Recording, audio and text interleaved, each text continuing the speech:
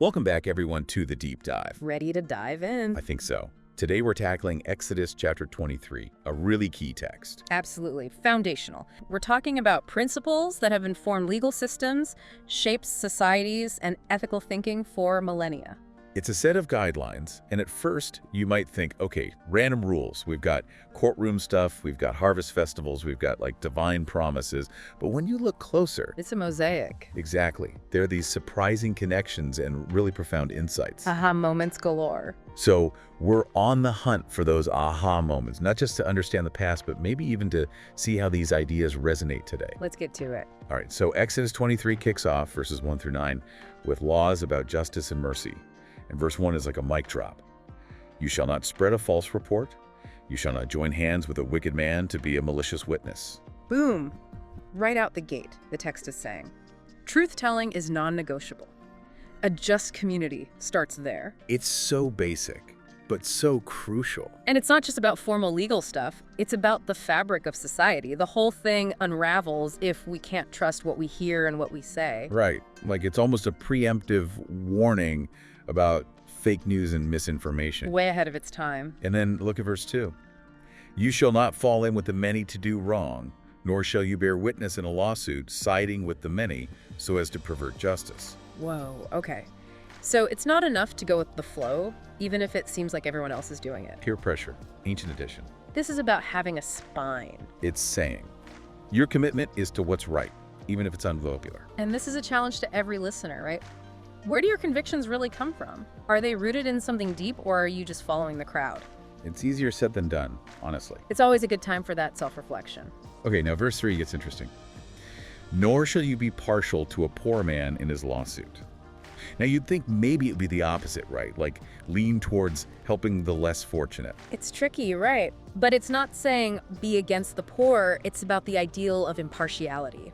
Blind justice, you know? Lady Justice with her blindfold. Justice shouldn't be swayed by whether someone is rich or poor. That's not true justice. So favoring the poor just because they're poor would be as bad as favoring the rich. The case should be decided on its merits, on the evidence. Okay, now buckle up, because verses 4 and 5 take a turn. If you meet your enemy's ox or his donkey going astray, you shall surely bring it back to him. If you see the donkey of one who hates you lying down under its burden, you shall surely help him lift it up. Whoa, wait, help my enemy. Right, it's like radical kindness. This is next level. This is saying ethical behavior goes beyond your tribe, your friends. Even the people you really don't like. It's about alleviating suffering, period. Even if it means helping someone you wish you could avoid. That's a huge challenge in any era, isn't it? Absolutely. Then verse 6 brings us back to those who are vulnerable. You shall not pervert the justice due to your poor in his lawsuit.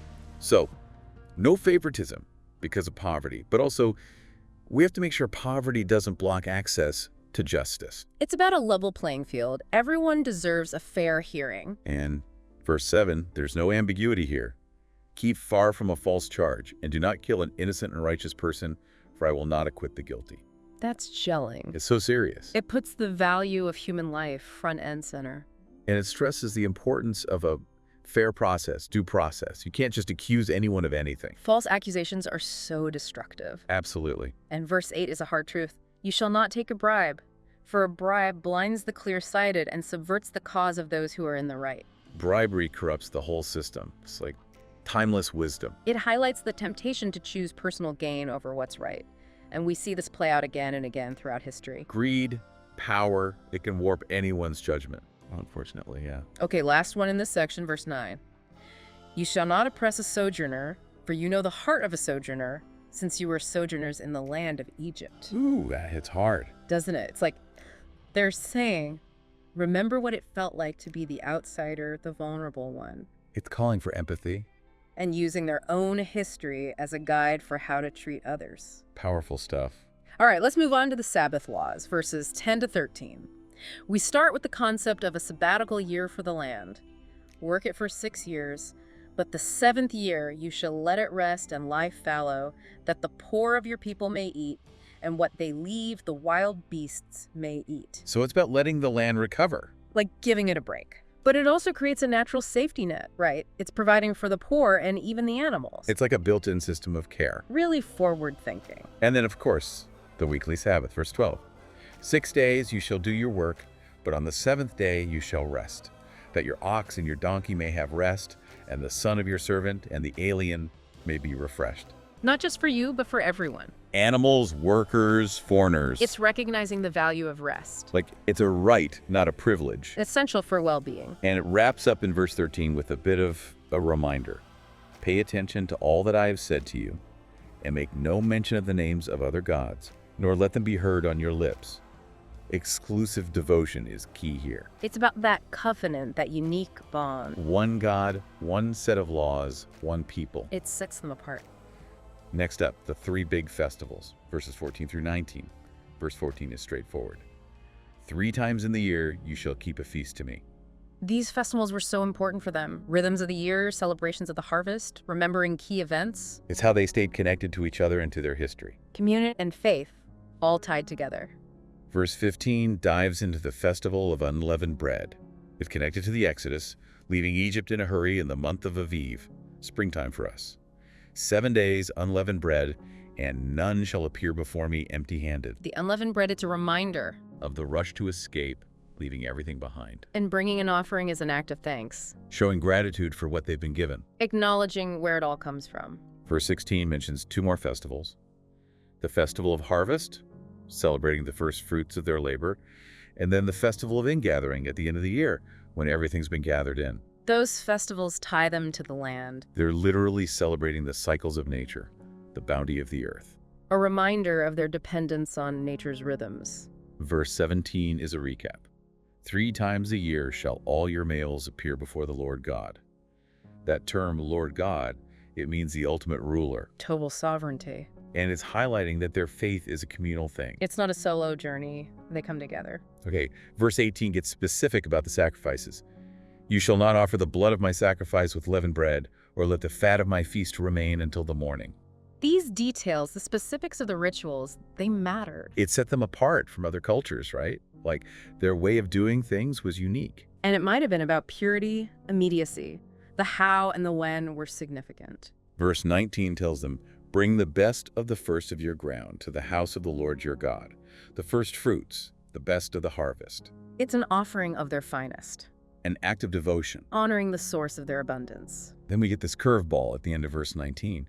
You shall not boil a young goat in its mother's milk. That one's a head-scratcher. Scholars are still debating it. It's so cryptic. One idea is that it was a ritual some neighboring cultures practiced, and it was forbidden to maintain their own unique identity. Like, we don't do that. That's not us. Exactly. Another thought is that it's symbolic, maybe about respecting the natural order, the mother-child bond. It's a glimpse into how much deeper these ancient practices might go. Layers of meaning we might not fully grasp. Okay, last section, verses 20 to 33, all about God's angel preparing the way. Verse 20 is a big promise. Behold, I send an angel before you to guard you on the way and to bring you to the place that I have prepared. Divine escort service. Protection, guidance. They're not alone on this journey. It's a sense of destiny, like this is meant to be. But then, verse 21 gets real. Pay careful attention to him and obey his voice. Do not rebel against him, for he will not pardon your transgression, for my name is in him. Obey or else. High stakes. It's about respecting the messenger and the message. And the message is coming directly from God. Huge authority. Verse 22 is conditional.